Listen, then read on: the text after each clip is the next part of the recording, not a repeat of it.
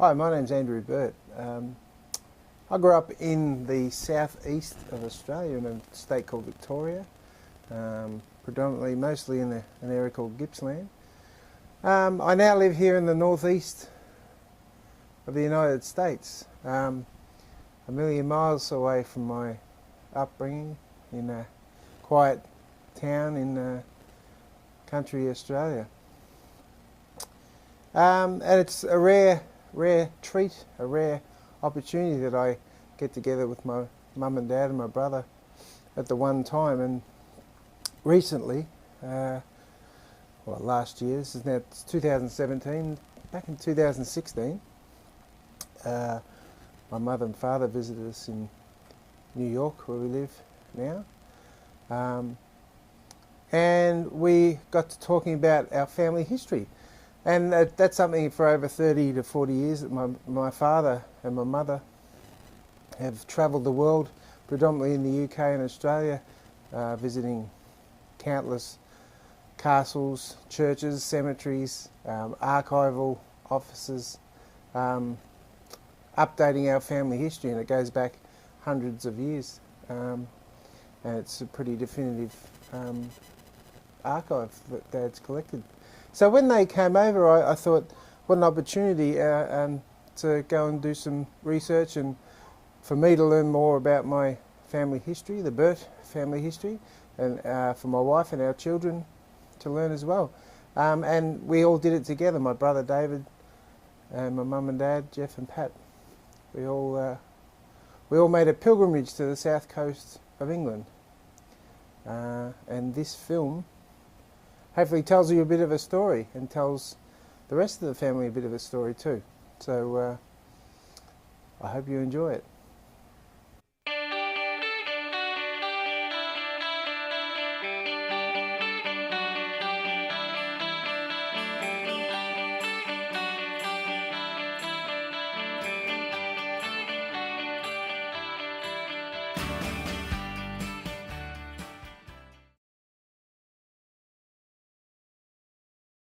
I can see documentary evidence for Berts in the Swanage area in Dorset, back to Robert Bert, who was one of many Roberts. He was born in 1658 in Swanage, but I've seen other people's who claim they can see back 2 steps further another Robert Bert in about 1633 born, and then further back his father in 1605 was a Thomas Bert.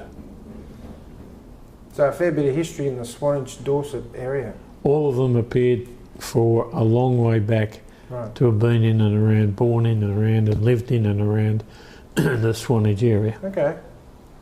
So what got you into genealogy, tracing the family history? Well, I can remember being back at my mother's home in Melbourne in Victoria, Australia, and she produced a handwritten pedigree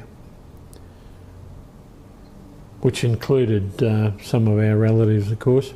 Right. Unfortunately, it turned out to have some major problems to it, and so I set out to try and prove or disprove some of the people that are featured in it. So where did she receive all that information from? She received it from a cousin of my father, Maury, a fellow called Richard Cole. Right.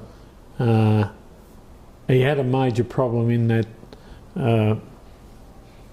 John William Cole, who first came to Australia, his father Timothy on that document wasn't the correct Timothy, and so all the predecessors were wrong as well. Right. So we sort of set out then to go and do some discovery, and my mother was interested in finding out some of her side of the family, and I remember spending a weekend in Maryborough in central Victoria, looking at some rate books and all those sorts of things. So this is 1970s? In the early 1970s. Early 1970s, okay. Yep. Right.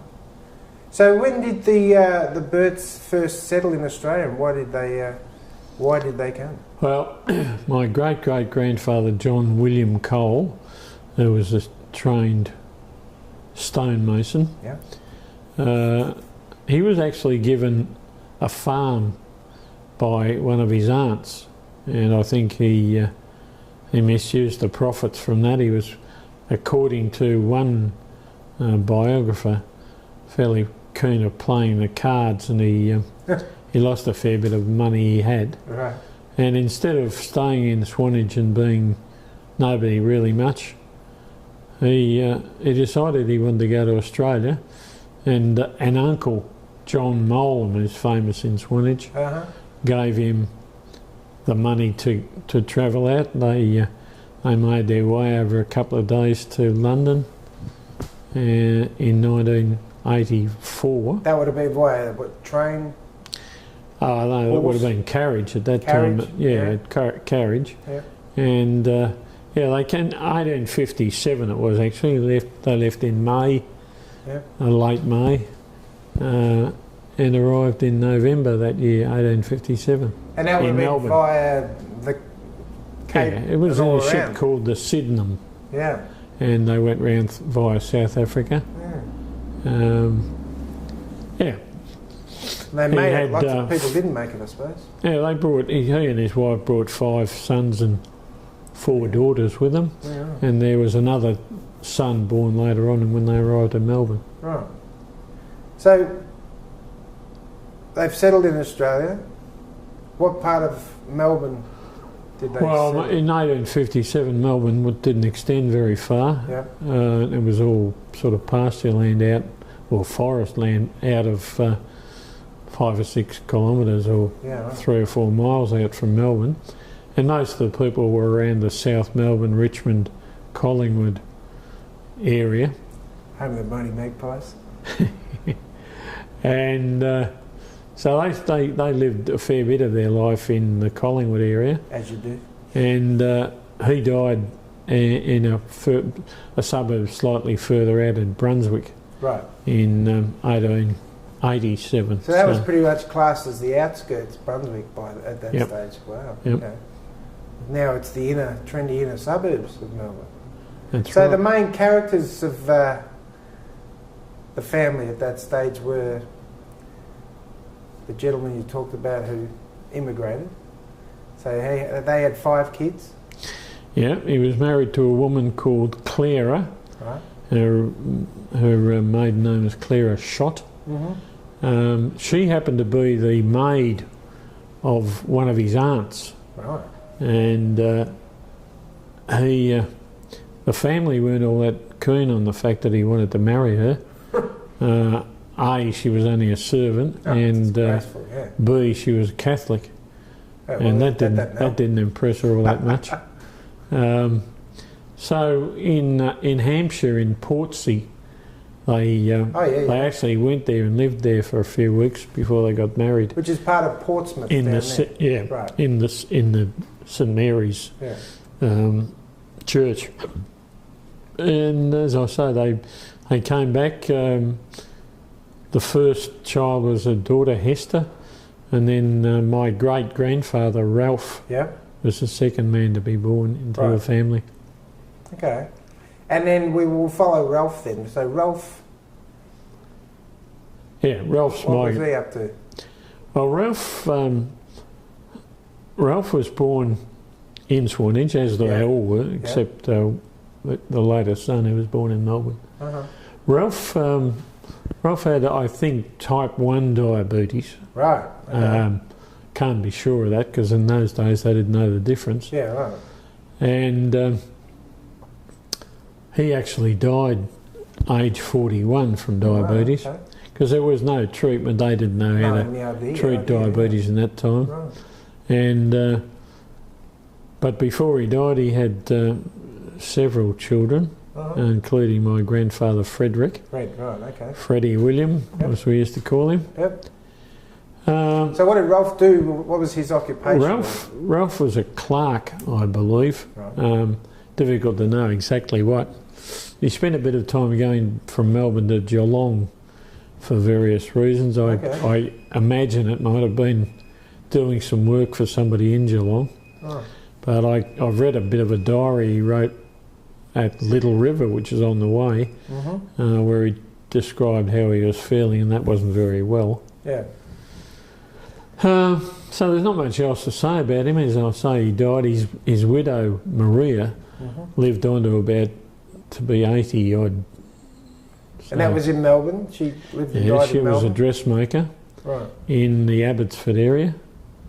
And as I say, they all lived generally around the same area.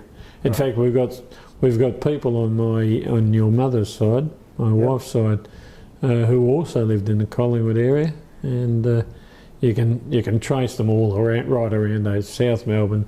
So St. we have Kilda. A rich history in Collingwood. We're very Collingwood. Which is very important down the. That's which right. will become more obvious and more important down the line.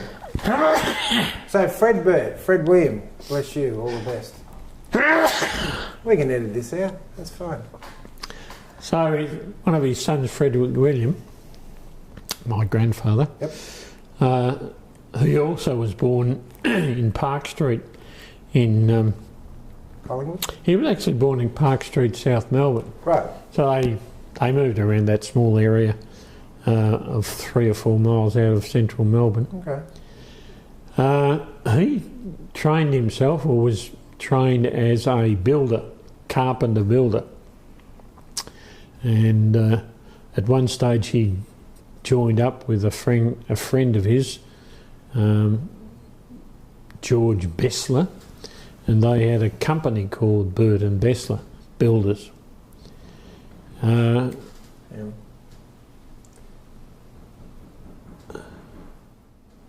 Fred was a trained carpenter, builder. Right.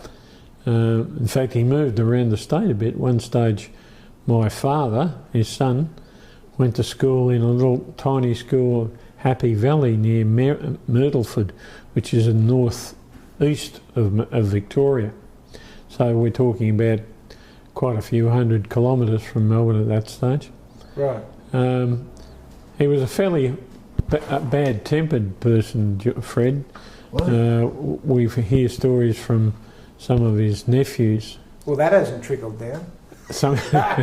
We hear stories from some of his nephews who talk about him getting in a huff with my grandmother and going out and slamming the back door, which had a glass pane in it, and that had to be replaced quite a few times as he slopped the door. And he'd be away from home for a week or so. What, he'd go wandering or something? Yeah, nobody really knew where he went. So Fred. he and my grandmother Annie, who Min they called her. Right. She and he had my father Morris. Yep. And later on, 2 twin daughters who died within a month of their birth. Oh wow. Names of? Yeah. So your relationship with your grandfather Fred, what was that like? Did you see him much, or? I was born when my mother and father were both 30. Yeah. And Dad was in the Air Force, and he was stationed for some time away from Melbourne. Yep. I was born in 1942, and by that stage my grandparents, Fred and Annie, Minnie, had moved to a town in the Central Highlands called King Lake.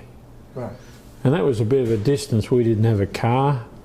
During school holidays, my 2 brothers and I would hop on a little bus and travel up around windy roads and throw up on the way. As Ray and Noel, yeah? Yeah, and we used to go and stay with them during holidays. And I don't recall a lot about my grandfather. I was pretty close, and my grandmother took a lot of interest in what we did, and she took us around the King Lake area on foot. We walked around little trails. Yep. So Fred didn't take a great part. He was a bit of a grumpy old person, and he was there, but I can remember what he looked like, but can't say I had a close relationship with him. So he passed away when you were young, or older, later when you were older? He passed away in 1951, which made me about 9 years old. Right, okay. So your memories aren't sort of Yeah. up and down. Yeah. Right? Okay. Yeah. No, I don't. But as I say, I don't recall a great deal. Yeah. I'm just recalling my two deceased aunts. Who one was called Nancy and the other one was called Grace. Right. I think I said some other name before. Doesn't matter much. Yeah. So Fred was in World War One as well. What did he do there? Where was he? He was stationed up in the western half of New Guinea, the island of New Guinea. Right. Okay. And the Germans were some sort I of think they were. occupiers or something, were they? They were sent there because the potential of some sort of German influence. I'm not sure how many troops went up to that part of the world, but that's where he was. He came back with some pretty impressive seashells, which he picked up from up there. Oh, okay. We've still got 2 or 3 of those hanging. Yeah, those around ones there. that look like conch shells of some sort. Yeah. Okay. Yeah. All right. Well, let's move on to your dad, my grandfather, Maury, great Joseph William Bert. Yep. Let's talk about Maury. Where was he born? He was born in 1910. Yep. In Collingwood as well, in 63 Park Street in Collingwood. Collingwood. You go there and look at it now, it doesn't look like a residential place. It's been all gentrified and doesn't look anything like what it was. So let's give people some sort of idea. Victoria Park was the home of the Magpies. Yeah, anybody who knows the Collingwood Abbotsford area will know Johnson Street, Punt Road. Right. And the Victoria Street, which comes down from the eastern suburbs. Yeah. Park Street goes off around in that area there, closest to Punt Road. Yeah. And currently it's very Vietnamese enclave. Yeah. Pretty prosperous sort of people. Yep. And 63 is not all that far off the Victoria Street intersection. Yeah, yeah. So Maury went to school. Where did he go to school? Yeah, they moved to actually Park Street in South Melbourne. Right. At one stage, and he went to school in the South Melbourne School, I think, South Melbourne Primary School. Yeah. Although, as I said before, I know he attended a little tiny school up in the northeast of the state. Yeah. But he eventually did 2 or 3 years at South Melbourne Technical School. Sure. Before he decided he wasn't a scholar. Mm-hmm. And he was pretty keen with a pen and paint. Yep. And one of his first jobs was as a commercial artist, helping an advertising company. Right. He later worked in a sports store, Alcock and Pierce in Melbourne, selling all sorts of sports equipment. Yeah. In the city, was that right in the CBD there, wasn't it? Okay. And that was into the early 30s when the Depression came about, and I think they put him off, and he joined his father and this other building business partner, and for a time he worked with his father until 1936, when he must have seen an offer to join the RAAF, the Royal Australian Air Force. Right. And he enlisted with them. So a lot of blokes were doing that at that stage, probably too. I imagine they were, yeah. But he had some skills, and they used him in the Air Force initially. Most of their aeroplanes had wooden frames, internal frames, and with his woodworking skills, he was able to maintain them when they were damaged or needed to be replaced. And he married Maisie. Yeah, she met him through a friend. Yep. I've got photographs of them spending some time with all their friends down on the Middle Park beach. Yeah, right. And because she was very involved in women's athletics in the Melbourne area. She was a Australian champion. An Australian raced walking champion, the Kerry Saxby of her time. You could say that, but she wasn't as slim as Karen Saxby. But she was a broad-shouldered woman. She was a fast-walking person. So they married in 1939, and they moved to.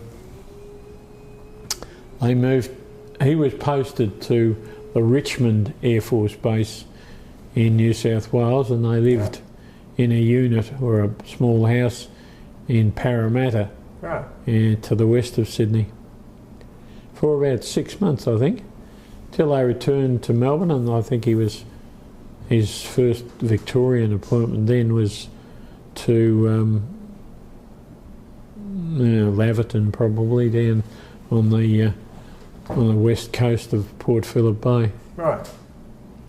Cool. And then they proceeded to have 3 boys?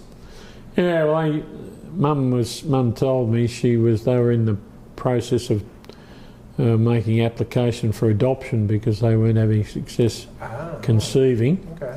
And suddenly I arrived in February 1942. Yep. And following in 2 years later, my brother Raymond, Ray, and another 3 or 4 years to Noel. Unfortunately, both of those fellas are deceased. Yeah, they've moved on. Yeah. Yeah. So let's go back to Ralph. When did he pass on? Late 40s? No, he was age 41. Right. Yeah, okay. You've got me stumped as to exactly which year, but it would have been in the 1800s. Right. He was only 9 when he came to Australia. Yeah, okay. So we're talking about 30 odd years later on. So he's our link to Swanage, isn't he? Well, he's one of the links. Yeah, he lived. Your direct sort of. Yeah, he was the youngest. Yeah. Direct link to Swanage. Yeah. Okay. All right. Well, that's good. That's good. What else we want to talk about? So who do you like? Successful people. We don't have any like tycoons or billionaires or millionaires. No, I have some pretty run of the mill. Yeah. In all of them. Pretty working class Berts, for the flock. None of the Berts I can think of stand out as being anything special. Yeah. I think Maury got a bit of fame and fortune thanks to the Air Force. Yeah. He went across to the. Yeah, he was selected in a small contingent of Australian Air Force personnel to go and take part in the parade at the coronation of Queen Elizabeth in 1950 something or other. Three. Yeah. She's 90 now, so that's a while back. Yep. What about seedy characters? No one end up in the slammer or? If they did, they haven't told us about it, and I haven't discovered them. Brushed it under the carpet. They went through the right channels. I don't think I can't remember hearing about any of them in Swanage itself being in trouble. Right. One of the famous Berts, who's indirectly connected to us, is a fellow called George Burt. Right. And everybody in Swanage would have heard of him. So he's, let's talk about him. Yeah, his father Robert was the youngest son of another Robert, and that other Robert was also the father of Timothy, my great-great-great-grandfather, Timothy. So indirectly he's related, George is related. Yeah. He's my great-great-great-grandfather's nephew. And he was quite prominent in property development? Yeah, he started out, nothing to do with property. They were all involved in stonemasonry. Stonemasonry, right, okay. As stone merchants or stonemasons. And they were pretty successful in it. This fellow, John Molam, he was born quite a bit earlier than the others. He was about 40 years old when my great-grandfather was born. But, and he, as I said before, he's the one that helped John William Cole and his wife Clara to come to Australia. Yeah. He was invited to go by a sculptor, stonemason in London to join him. Right. And later on he established a big company of his own. And then he invited George to come and join him as well. And so they had some pretty good business now, and they got some big contracts for paving roads and building bridges and all sorts of things in London. Right. And George and a fella called Alan Faulkner, I think his name was, they established the company quite successfully. And George turned out to be, I think it was an honorary title of Sheriff of London at one stage. Oh, okay. And they used to ship stone from all over the place, a lot of it from Swanage. Mm. And of course the boats were fairly well ballasted by stone on the way to London, but there was nothing to bring back, so George and John William Cole, John Molam, they used to put the bits that they'd had to take down into the ships to come back to Swanage. And so dotted around Swanage you'll find stone monuments and all sorts of things that had been brought back from London. There's an old clock tower which used to be near one of the bridges of London, and the traffic was getting annoyed by it, so they were told to pull it down. So instead of breaking it up, they put it in a ship and brought it back to Swanage. Oh. It had a clock in it, and the clock's gone now. Oh. Where'd it go? Just crumbled? Nobody knows, I don't think. So it knocked it off. There's a monument which John put on top of a column that he brought back. Right.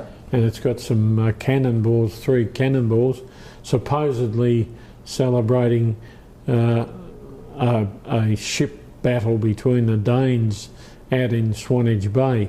Oh. But it's been since proved that that never happened. Dotted around in some parts there are some bollards in the ground to prevent cars and coaches and things going through. They've got various names, London and that sort of thing written on them. Yeah, I remember when I was there was a way station or something down the main street, and they're carved in is the word Bert at the base of that. That'd be Robert Bert. Right. Yeah, okay. One of the Robert Berts. Yeah. He was involved in quite a few different things. He was a stonemason.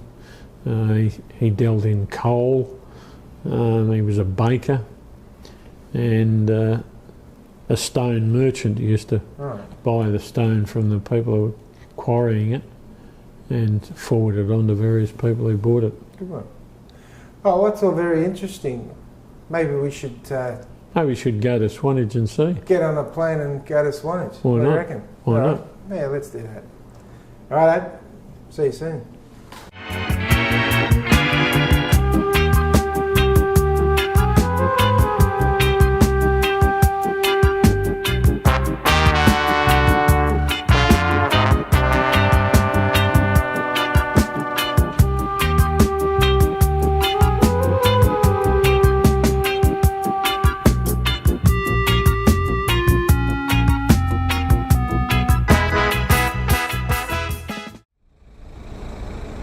Well, here we are in Swanage. Just a quick ship flight over the pond from New York City. Now this town has a lot of Bert names everywhere. I'm here again with Jeff, my dad. What are the most significant sites in Swanage, do you think, Dad? Churches, monuments, etc.? I think the bay and the long beach, very interesting, very crowded during the summer. Yeah. Of course, we're in late April and we don't have crowds. No, it's a little gloomy and a bit chilly, but there's no wind at the moment, so it's perfect for what we're doing here. It is. So what about the Bert family? Whereabouts can we see? There's a monument across the water there. Don't know if we've got that in shot, but yeah, we might have it in shot. There's a monument over there that George Bert brought back from London with him, is that right? Yeah, the Westminster Clock Tower. Right, yes, over near the pier. He brought it back on a ship as ballast from London after he'd been asked to remove it from near one of the bridges. Okay. And he erected it here on the foreshore. And this was George Bert, right? George. So tell us quickly Big George. About him. I think his biggest claim, he would have thought, was being Sheriff of London at one stage. He sounded like he was pretty happy with himself. He was. Yeah. He was. He There's a big picture of him inside the local information historical society. He looks like he thinks he's part of the royal family, but he was fairly prominent in the community, wasn't he? George was invited to London to work with his uncle, John Molam, at one stage. Right. And from there they developed a very large construction and stonemasonry company. Yep. And after John left the company, Burt and Freeman developed it for many years. Right. Very successfully. Okay. Paving stones on roads and buildings. So how do we, to our direct descendants, John William Cole Bert? Yep. He was the man that moved to Australia from here? He's the first of this Swanage group to bring his family out to Australia. Sure. Yeah. Okay. Now where did he, do we know where he lived in the area? Well, or we've got a census, but it doesn't list exactly where along Victoria Street is the place where they lived, but just exactly which house it was. Sure. Very difficult to work out. Okay. But we've seen a few plaques inside churches and chiselled into the side of the road and stuff like that. We're just in St Mary's Church. Who did we see in there? We saw Robert Bert. He goes back just another couple of generations from John William Cole. Right. Yep. Yep. So he was John William Cole's what? Grandfather. Okay. Yep. So he lived and died here in Swanage. That's right. And then we go back into the 1600s in terms of records, but of course I'd imagine Berts were here for quite a few centuries before that. Yeah, because we see the name Bert all over the place. It's all a bit surreal and weird. Yeah, most of it has to do with Big George and the things that he brought and gave to the town. Right. Okay. So the other side of the hills over here is where we saw his great globe. Yeah, just below Dorset Castle, which was another one of the buildings he erected. Yeah. Lived in it for a while. Then he came down into the town itself to a very large castle-shaped building called Purbeck House. Purbeck House, that's right. Yeah. Yep. And what was the significance of the globe? Was it just something he thought was pretty good? Yeah, something he thought would be nice to on this hillside. Yeah, it was made out of about 16, I think, pieces. Right. And each piece joined together by a bit of marble dowel. Right. Joined into each piece. Okay. Very impressive. So he was a bit of a stone specialist, wasn't he? Oh, they all were. That was their thing. Early on, he would have been a stone quarrier, and then he would be a merchant buying stone from the various quarriers, and then shipping it off to London, taking it out into the bay here on ships. Yep. Okay. So we can see across here. I'm just going to spin this camera around a little bit. We can see straight across there the Isle of Wight. This is where we are. Give you some sort of geographical idea of where we are. We are in Dorset on the south coast of England. We have, what have we got? What's the biggest town nearby? Pool's across a ferry. P-O-O-L-E, and then you've got Bournemouth. Yeah, the closest town to the main railway line through to London is at Wareham. Right. You got Bournemouth, Southampton, Portsmouth across there too, And what about to the west of us? What's to the west of us? Weymouth, where they had the yachting during the 2012 Olympic Games. Oh yeah, okay. Right, okay. And what about is there any major towns, or we're getting to, what's the next county across? Cornwall or something like that, is it? Devon. Next to the west, and then right over on the far southwest is Cornwall. Right. Yep. So Swanage it's on a nice little bay here. Predominantly, what would the major industry be here these days? Tourism. Now it's service industries for tourists. Right. Yeah. And probably retirement. Yeah. There are a lot of unoccupied houses here that are used by holiday makers during the summer. Right. And from what I've seen, fish and chip shops too. Yeah. Which are pretty good. And dogs. Dogs and fish and chip shop. Oh, there's a few there, aren't there? All right. Well, let's change tack and point the camera somewhere else and have a chat. Hang on.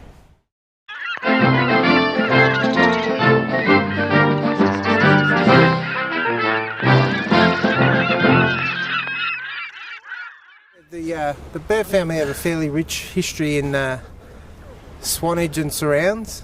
It's a lovely little town. You've been, how many times have you been here now? Fair This few. is, I think, about my 5th visit to Swanage. Right, Some good very mum. short and some Yep, longer. yep, It's got a lot of accommodation places around here, a lot of B&Bs and yep. and units and flats for rent. As I say, the population triples and more during the summer, Yeah, yeah. and so this beach in front of us would be absolutely crowded with people mid-June to right through to the end of July. You'd have to wear your sunglasses from the pale chests and whatnot getting around Yes, as they sun about, themselves. gets up to about 21 degrees. They'll Oh, have yeah. their shirts off. Yep. The Brits are That's- and that's just the ladies. it's all a bit too much for them, isn't it? That's the right. heat. That's So right. there's beach little boxes for as far as I can tell. You probably see in the background on that end of the beach there. There's beach boxes galore. So yeah, it's quite the little spot. So yeah, Swanage, the home of the name Bert. Wow, our little part of the family named Bert anyway. I think one of By the the most seaside. one of the most popular episodes each year is right at the end of July Yeah. when they have their big carnival. Oh yeah. And the okay. road behind us, where we are, is one of the featured areas of the parade. They have a huge parade. Right along No the cars waterfront. parked here at that time of the year, Yeah. and people come from all over the place to be involved in the carnival. Yeah. Right. Regatta and Carnival it started off as, where they have some big yachting races out in the bay. Yeah. Right. Okay. All right. Well, that about covers it, probably, I suppose. Unless you've got anything else to add. No, just we might mention that we went out to Lulworth Castle yesterday, We and did. behind the castle Yep. there's a very impressive chapel.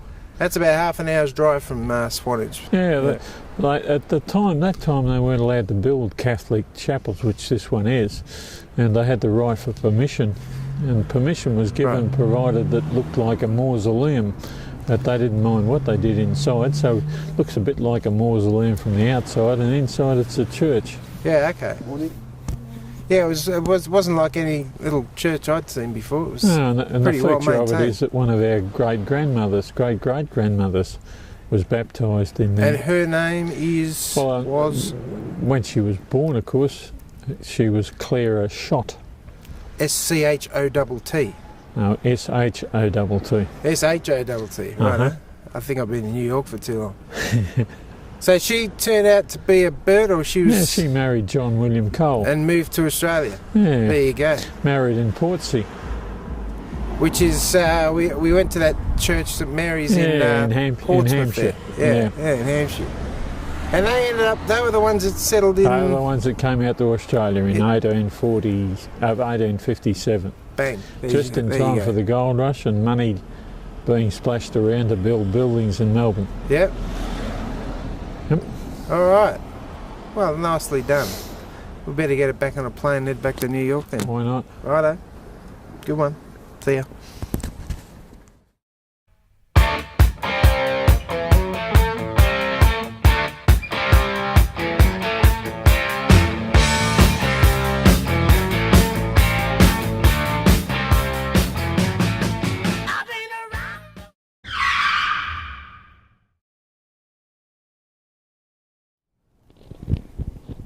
So we're back in New York City after a week in the UK, Swanage, a few days in London at the end. What'd you take out of all that, Jeff?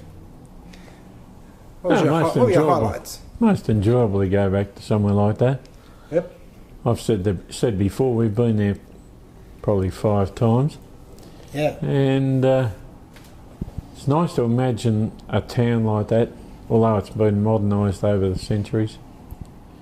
What our rallies used to be doing around that place, you could see them walking around some of the corners and Yeah. up on the cliffs, loading stone up onto the cliffs so the cranes could lower it down onto the ships. Yeah, look, it was good. That was good experience for us to all be there. Yep. And I think probably one of the highlights was your brother and his wife turning up, surprising us everybody on the Monday night. Got us all in the one place together, which is a very rare occurrence these days. Yeah, I guess if we'd gone on our own, we would have been, we would have enjoyed it just as much. But having them there and with the history that the Burts have. Yeah, and the grandkids got to see a lot of it. That was an eye-opener for our two kids as well. That's right. And for anybody who happens to watch the first version that we did in Swanage, the guy that came to Australia was John William Cole Burt. Yeah, he keeps leaving His the Burt out. surname wasn't Cole. Yeah, we don't own the string of supermarkets. No, although let's get that straight. His mother's name was Cole. We've probably got more claim to Burt's Bits than Cole's supermarkets. That's right, we have to.